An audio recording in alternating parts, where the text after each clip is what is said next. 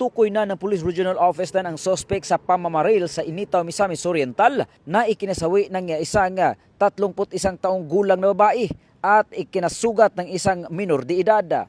Sa press briefing noong Marso 2, sinabi ni Police Brigadier General Christopher Abrahano, Regional Director ng Police Regional Office na personal na alitan ang nakikitang motibo sa krimen at may natukoy ng person of interest na itinuturing na pangunahing suspek. Nagtamo ng tama ng bala sa ulo ang babaeng biktima na naging sanhi sa kanyang agarang pagkamatay. Samantala, sugatan ngunit ligtas ang minor de edad na kasama niya at itinuturing na pangunahing saksi sa insidente.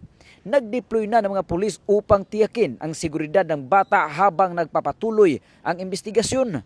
Nakikipag-ugnayan na rin ang Police Regional Office sa Office of the Prosecutor para sa pagsasampa ng kaukulang kaso.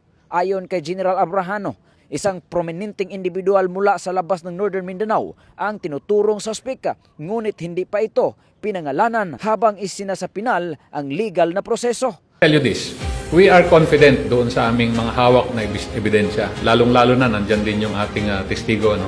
At habang nagki-case build up, habang nag-uusap yung ating prosecutors, habang pinapatibay yung kaso laban doon sa prominenteng taong yon, we are growing confident, more confident that we have an airtight case. And once na lumabas yung warrant of arrest, we will implement that warrant of arrest. Mula dito sa Campo Alagar, ako po ang inyong Police News Network correspondent mula sa Regional Public Information Office ng Police Regional Office 10, Corporal Joel Lazaro Subsuban, alagad ng batas, tagataguyod ng balitang pulis.